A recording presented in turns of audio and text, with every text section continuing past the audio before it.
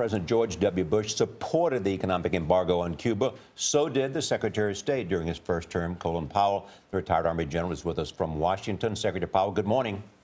Good morning. How are you all? You're a veteran of diplomacy. Do you totally support what the president has done, the steps he has taken and plans to take, and the deal he has made? Yes, I support it, but you know, there's a long road that has to be traveled.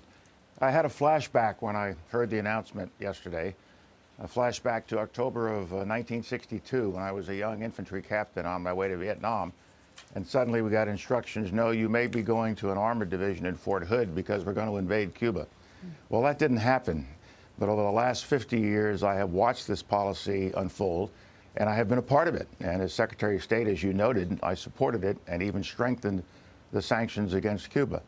But I think it's time now to turn that page of history.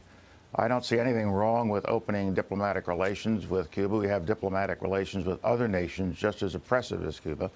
It's a way to talk. It's a way to make your point. They're not going to get off the sanctions list anytime soon. Congress isn't going to do that. But it's good to have an ambassador there who could tell the Cubans, this is what comes if you start to respond in a positive way. So I think it's a way of opening a channel of communications, a door that has not been there before. And as Scott Pelley just noted, there is optimism within the Cuban people by this change, and therefore I think let's start it, let's get the process going, but let's not have any illusions. This is still a terrible regime. We don't support their form of government. We don't like what they're doing, but I think having diplomatic relations as we have had with the Soviet Union, with Vietnam, and so many other places, we can produce positive change. So you're recommending to the Congress that they lift the embargo? No, I am recommending to the Congress they take it under advisement, monitor what the Cubans are doing, and if they reach a point where they think that sufficient progress has been made, then Congress could consider it. But this is just the beginning. We're not lifting the sanctions yet, and there's a lot of pressure that will remain on the Castro brothers and should remain on them until they start to show the kind of positive movement that we want to see, releasing political prisoners, opening up the economy, making life easier and more open for the Cuban people. And so this is just one step, and there are a lot of steps that have to be made to make this work. General, can you address the criticism that President Obama, by taking this action, has vindicated the brutal behavior of the Cuban government, a Castro government that has been so oppressive, a long list of human rights abuses? No, I don't think he's done that at all, and nor is that necessarily the case just because you've opened an embassy and start to make some movements.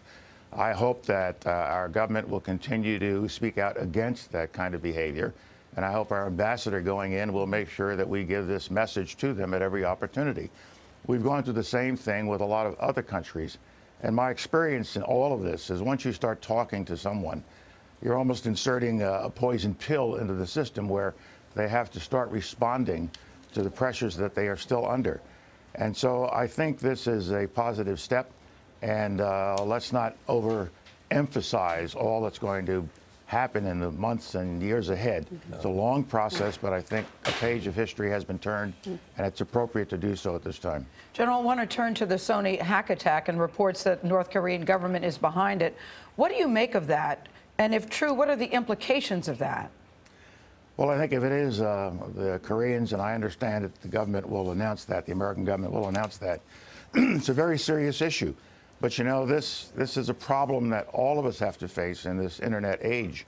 But if we can identify that the North Koreans did it, and if we can be specific as to who did it within North Korea, and I think appropriate action has to be taken. I can't tell you what that appropriate action is. We are rather limited in what we can do to North Korea that we haven't already done. But I'll wait and see what the administration announces, and then we'll go from there. Secretary Powell, thank you so much for joining us this morning. Thank you.